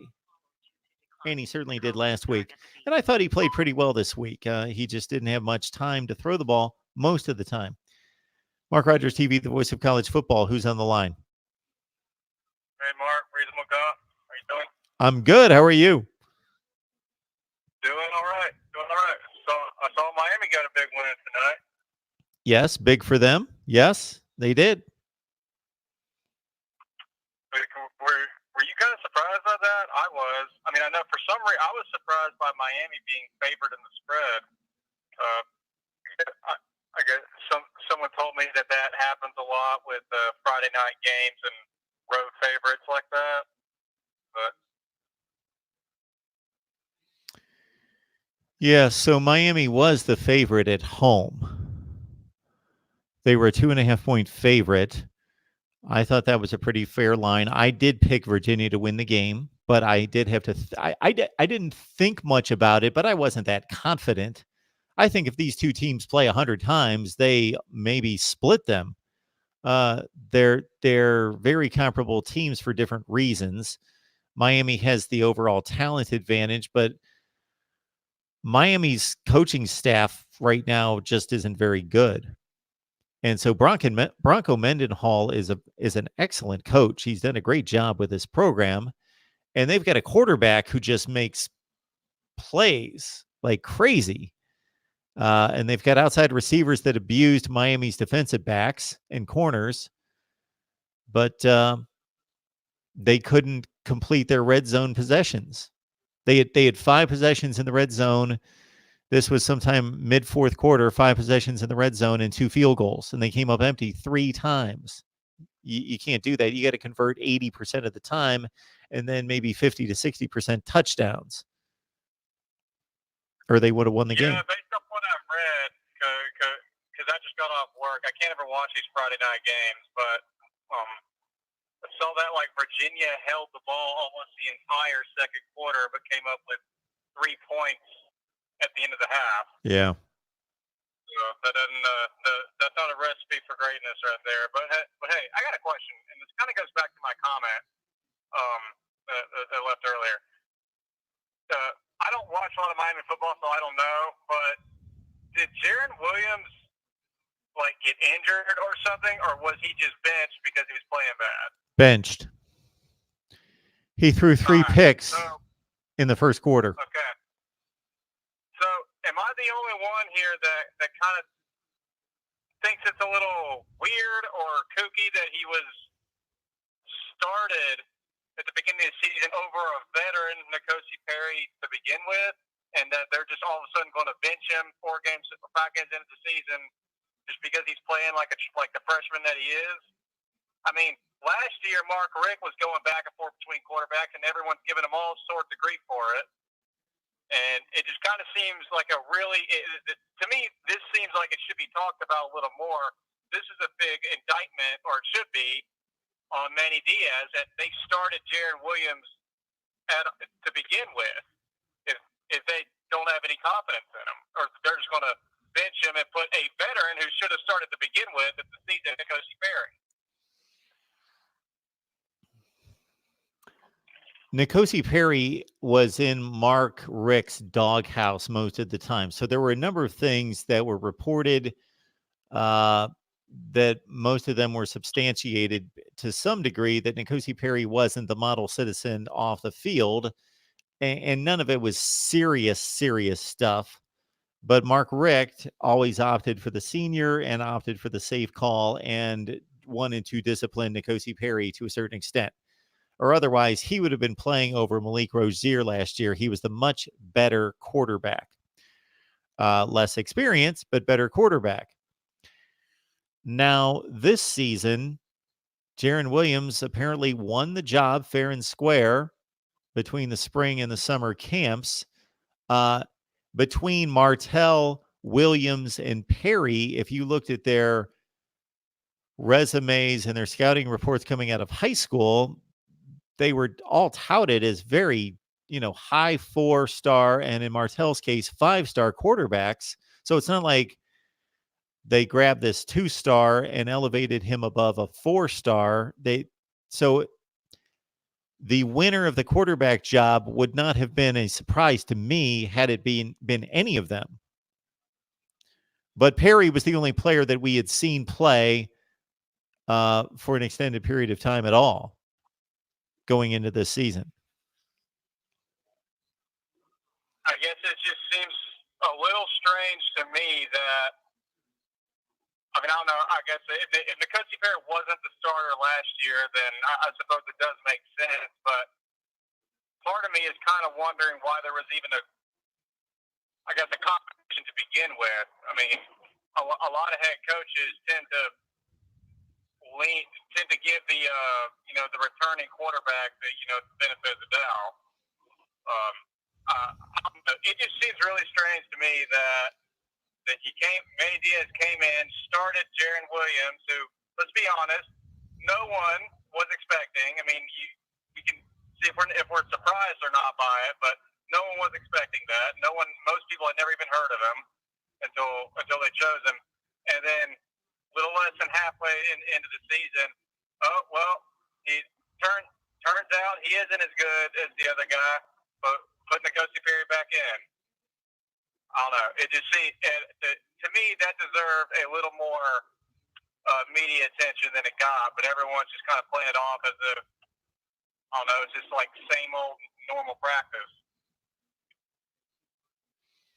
See, I don't find it as odd that Jarren Williams won the job because, again, as a recruit, he was just as highly touted, if not more, than N'Kosi Perry. He was like a top 80 recruit, not at the quarterback position, regardless of position. He was a highly ranked quarterback, Jarren Williams, coming out of high school. Sure, N'Kosi Perry had 6 or 7 games of starting experience from last year, but we see all over college football, freshmen come in and start, especially redshirt freshmen.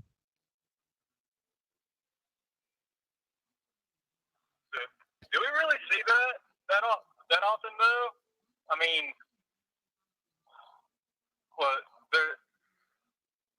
There's an argument that, like, for example, Tua was always better than Hurts, but Hurts had the job until the national title game.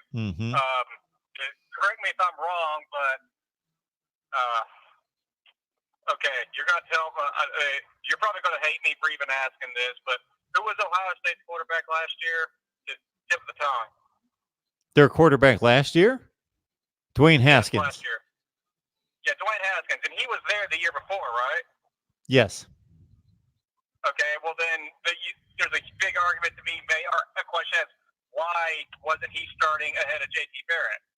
It's just because J.T. Barrett had been there forever. He had been Ohio State starter. Yep. So I guess I would kind of push back a bit. I don't actually know of too many cases where a freshman comes in and just usurps the starting job from a quarterback like that.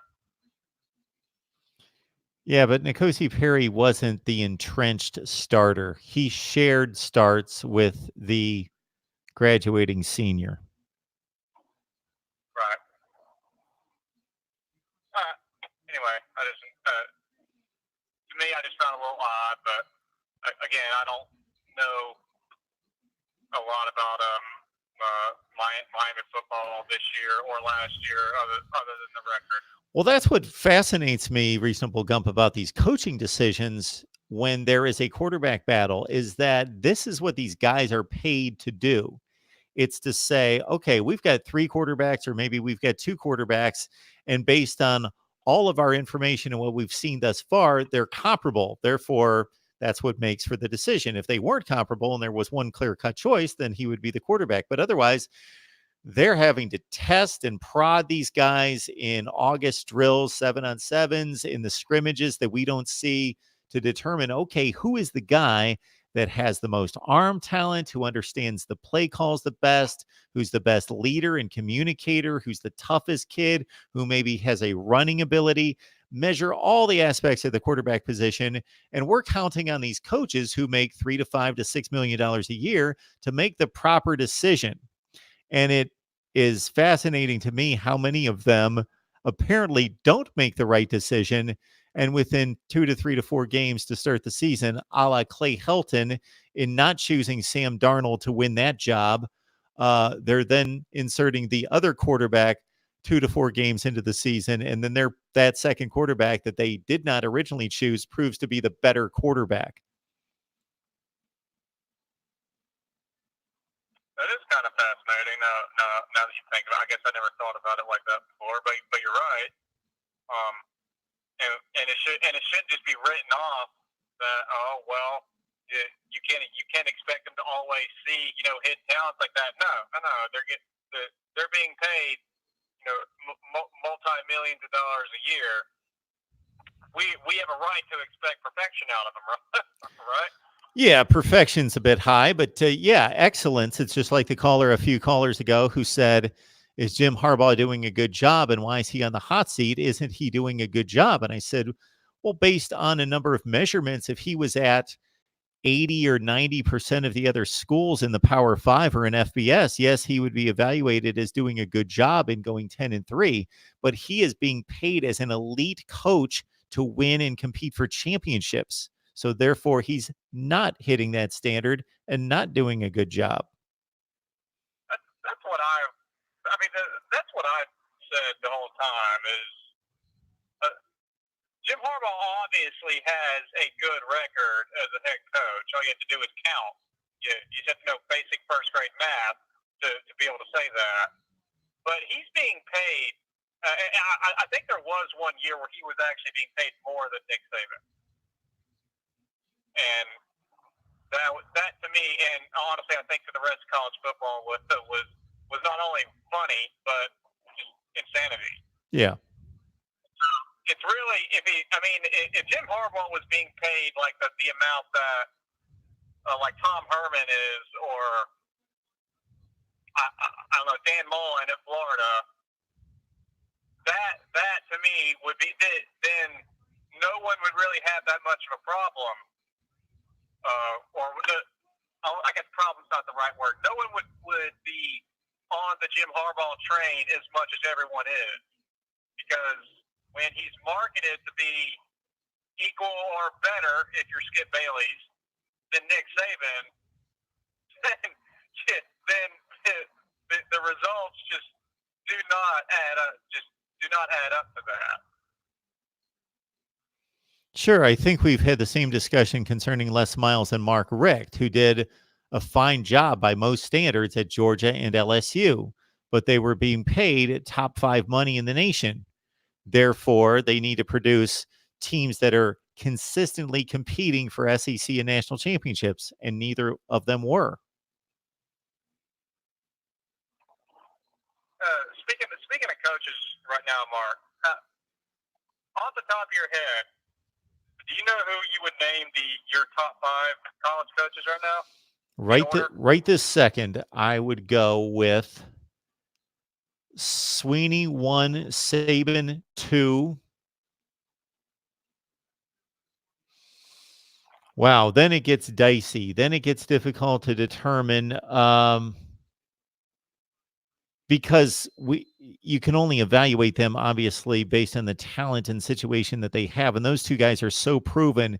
When it comes to a guy like Lincoln Riley, sure, he's really good at what he does, but I don't know if he could just go anywhere and win. Like it's so tailor made for him, being handed off to from Bob Stoops in regards to running it. And again, I think he's very capable, but I don't know if he's quite as good as all of that. I tend to go to those overachieving guys, the Gary Pattersons and the Pat Fitzgeralds, and those guys that take situations at places that have no business of competing for championships and somehow squeeze it out of their programs, or at least have in the past. Chris Peterson at Washington's excellent. I got laughed at when I told people that Mac Brown was the second best coach in the ACC before the season started.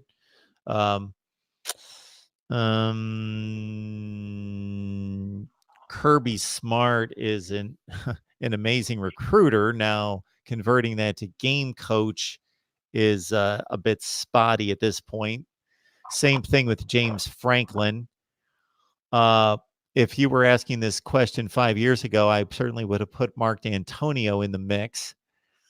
But I'm going to go with those three right out of the gate with Dabo, Saban, and Chris Peterson. I think, again, I'm going to go with maybe Dan Mullen, and we just, like a Ryan Day is just way too early to evaluate. Top 5 coaches in the country.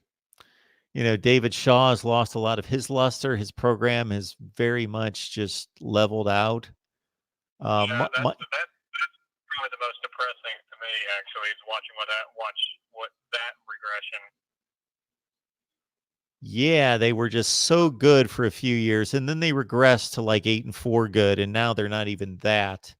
Mike Leach does, I think, what gets overlooked about what Mike Leach did at Texas Tech. So after Mike Leach left, Tommy Tuberville didn't go 500 there. Cliff Kingsbury did not go 500 there, and his Big 12 record is atrocious. It's so awful. He went like 18-30 in the Big 12, something like that. Won like 35 to 40% of his games in the Big 12. Mike Leach finished in the top 25 and won over 65% of his games. Finished in the top 25 5 of his last 6 years at Texas Tech. Now, is Texas Tech ever getting in the top 25, finishing in the top 25 now? No. He did an outstanding job there. I don't care for his style, and I wouldn't want my coach to be running this gimmicky offense for me, but he's done a great job. The guy at Iowa State, Matt Campbell, is doing a great job. Yep. So it gets a bit cloudy after the top 3 or 4. It's difficult to, separate the rest of the bunch.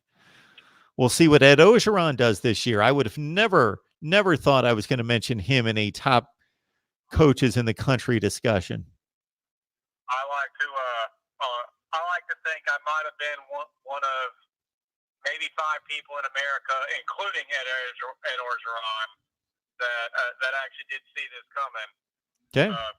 I'd have to go back to the very beginning of last year, the first time I called into Uncle Lou and told everyone that everyone in America deserves a second chance to stop looking at what he did at Ole Miss and realize that the guy just won 9 games his first season. And turns out, after last year and looking at LSU right now, I'm feeling pretty good about my prediction. So, but as far as my top 5 coach, I would tend to agree with you, at least for the top 2 or 3. I would probably, I'd probably get burned at the stake for saying this, but I would put Dabo number 1, Nick Saban number 2, and let's see.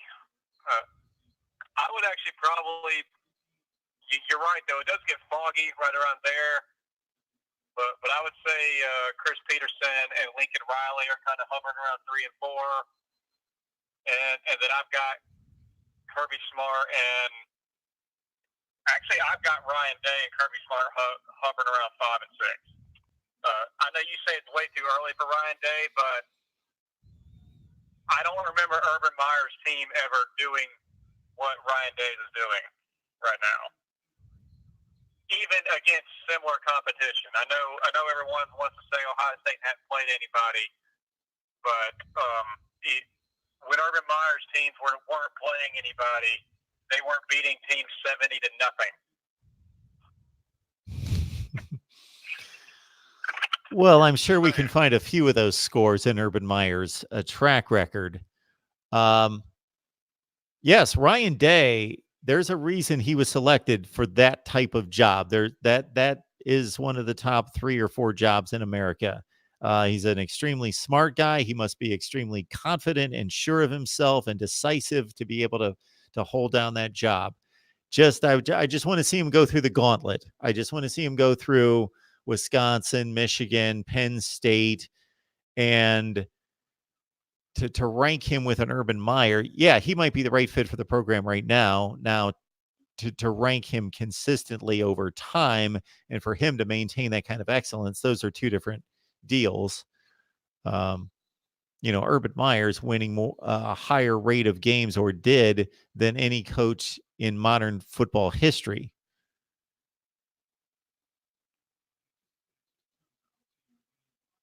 Well, he may get a chance to keep that record going. Yeah, that would be fascinating. That would be fascinating. Because you and I both know if these rumors turned out to be true, this guy ain't going to lose a game in the Pac-12. It just doesn't seem like it, does it? It just seems like he would just walk in there and clean house and recruit the hell out of California and bring them all in, and facing the likes of Arizona and Colorado and Arizona State every week. Oh my word. It just wouldn't seem fair.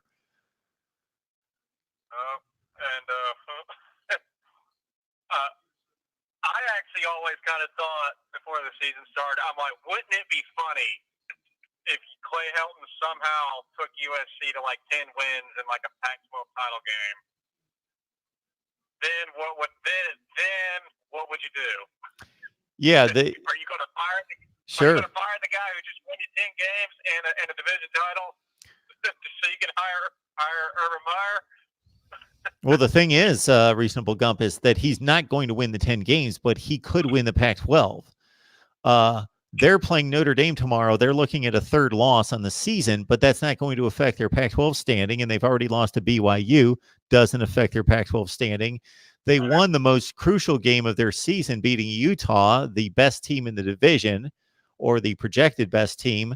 So they could go, let's say, 6-3 in the conference, as did the representative from the South last year, Utah, 6-3. That should win it. They've lost 2 out of conference games. They're going to be 7-5, and they could go and win the Pac-12 championship game and be 8-5. Lose a bowl game, go 8-6, Pac-12 champions. My word.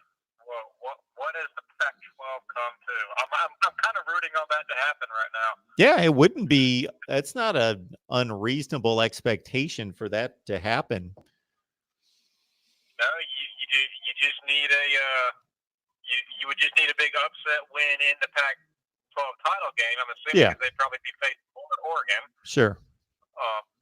But no, yeah, that's not out of the realm of possibility. Particularly so the way the Pac-12 has been this entire year, every single week.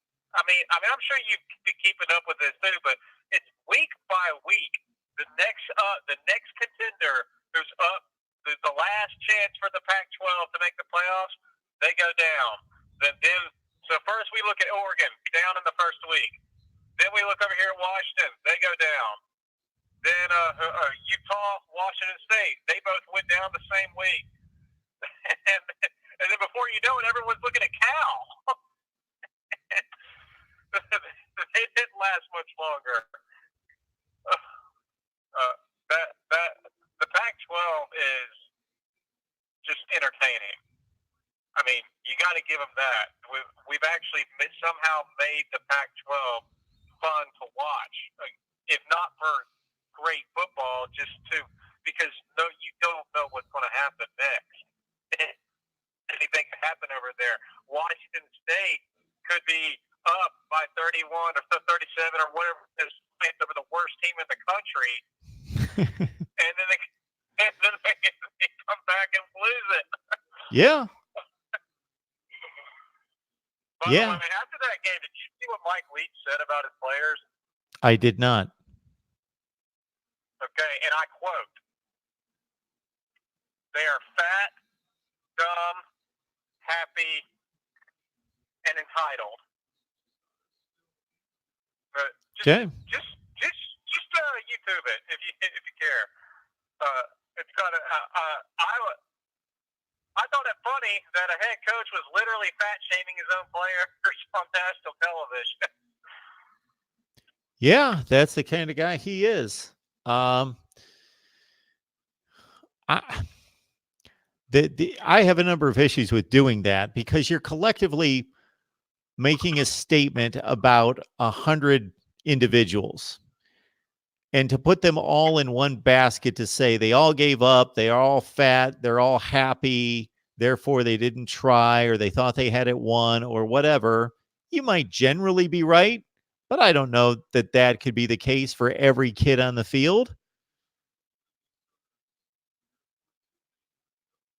I mean that's one problem I have with the other problem I have with it is that whose fault is that? Mm-hmm. If it is sure. Who picked those players? Who trained those players? Yeah. Who coaches those players? Who comes up with who comes up with the schedule every week for those players? Who's in charge of motivation for those players? But really, it's one guy. It's Mike Leach, isn't it? Yeah. But I thought that was just hysterical. I'm kind of surprised in this day and age where everybody's got to be offended that we didn't see any kind of like protests among the players or something, like the whole team going on strike after he said it or something like that. I mean it is the West Coast after all. Yeah, it's a wonder that didn't make any kind of news or significant news, or there was no kind of backlash. But then again, that may speak volumes for the Pac-12 as well, that nobody really paid that close of attention. The Pac-12 is entertaining as it can be right now. Except for this football game that's being played right now. For all the wrong reasons. For all the wrong reasons. It's not because of good football. Yeah, I hear you. All right, Mark. I'll let you. Hopefully, I didn't bore your audience this time around. I'll go ahead and let you go. Not at all, sir. Never. Have a good one. You too, bye. Reasonable Gump, remembering our last conversation, I'm trying to think what we were talking about that I was fine with, but I just knew it. There was some point in the conversation that it was just putting everyone to sleep. 62 on the line at 1:16 in the morning, with Oregon leading like 182-3. And I got 22 points in Colorado. So that would have held up in the first half, maybe. So that was not a good selection on my part. So 0 for 2 tonight, but still 58% on the season against the spread. So grab the link and get the picks. And it's way beyond the picks that I want you to join the community. It's more about the interaction and the live stream capabilities, the exclusive content that we provide in live streams, and bringing you on to talk to me.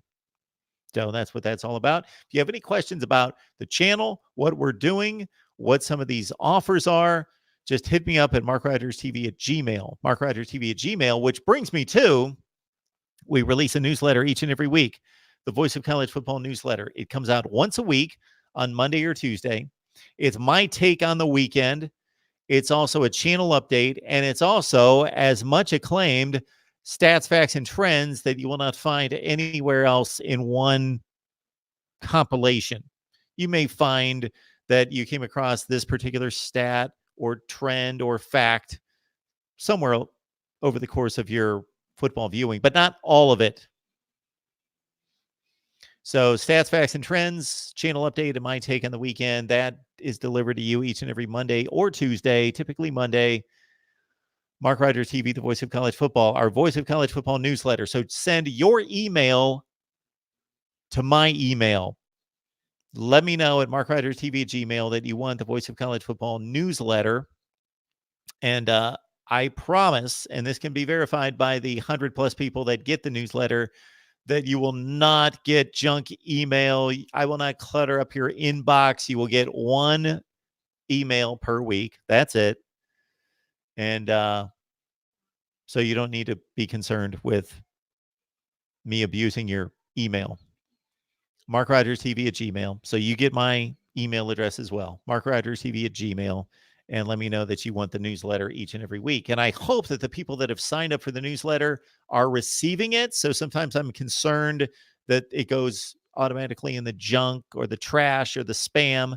So just make sure that you're receiving, if you have signed up for the newsletter, that you are receiving it, because last season was the first season for the newsletter and people would respond consistently, hey, I liked this, or could you do this, or could you give us more LSU information, or whatever it was. I haven't received a whole lot of feedback. I checked with one of my friends and he said, yeah, I found it in my trash, in my spam folder. So that could be an issue right there. So if you have signed up for the newsletter, which most of you did last year, please check to make sure that you get it each and every Monday. They've been sent out every Monday this season. Our 7th edition for this year is coming out this Monday after the big college football weekend. All right. I'm going to hammer home tons of instant analysis this weekend. Saturday, I'm going to be doing live streams, instant analysis after the noon, 3:30 windows, 7 o'clock, primetime windows, late night, just like tonight, here at Mark Rogers TV, the voice of college football. If you love what we do, I understand that you don't agree with me all the time. That's fine. That's why we're here, for the discussion, the debate, the analysis, and the engagement. But if you think I'm on top of it at least, or I bring on great guests, please like, comment, share, and subscribe. And also, you can always help us out by donating to the Super Chat, grabbing the Amazon link, doing your shopping there. And I'm going to get some other offers out there very soon, as we are just, I've got more stuff to do and a longer to-do list than you can imagine. So it's all to help us build the channel and do a much better job. So even in addition to all the content that you see on a daily basis, there is actually more work being done behind the scenes to try to make this as good as possible. And I do apologize to everyone. Listen up. I do apologize that I'm still taking calls and funneling the audio into the microphone. I put together a legitimate effort to remedy that and set it all up. I had a tech guy. We went through it. We had the audio interface that you see right here. That's one of the reasons I purchased that, and all of the wiring connected to do it right. And for some reason, it doesn't work. And this guy's a genius, and he understands all that. He's got a production company, and he's like, Mark, I don't know why it's not working. Because it seemed to work, but when I recorded it, it wasn't coming through. So I'm relegated to this, and a lot of this stuff is going to have to get cleaned up during the off season. All right. So I will be back on Saturday all day. Instant analysis throughout the day. I'm going to go nuts because there's a ton of games that interest me. Therefore, they interest you, I'm sure, topped off by LSU and Florida on down the line. You know the games, you know the matchups.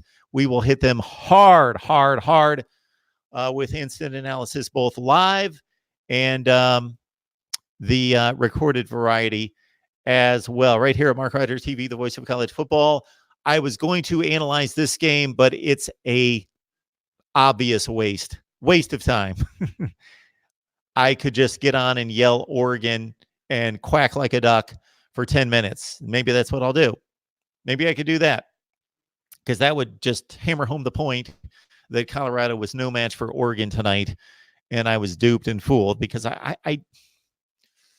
Wow. I shouldn't have been, because after the Cal game last week, in which Oregon played so poorly in the first half and eked out a 17-7 win, I thought they're back at home and they're not going to play like garbage again offensively. But 22 points is a lot, and I could see this being a 38-14 kind of game, and then Colorado gets the backdoor cover, and Oregon doesn't really care what's going on in the fourth quarter, but they are just hammering the Buffs. A Colorado team that beat Arizona State, a Colorado team that beat Nebraska. That's another reason why I thought they could hang in against Oregon. Nope.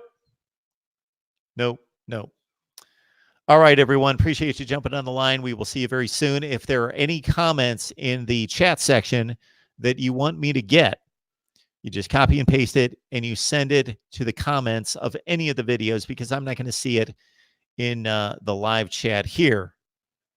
All right. Thanks so much. You guys are amazing. Swampy McGee, thank you so much for your thumbs up many times. And I cannot even begin to thank, or I don't want to point out specific people, because I will miss one of you or 13 or 30 of you who are just so loyal and contribute on a regular basis. We will see you with tons of instant analysis on Saturday. Have a great night.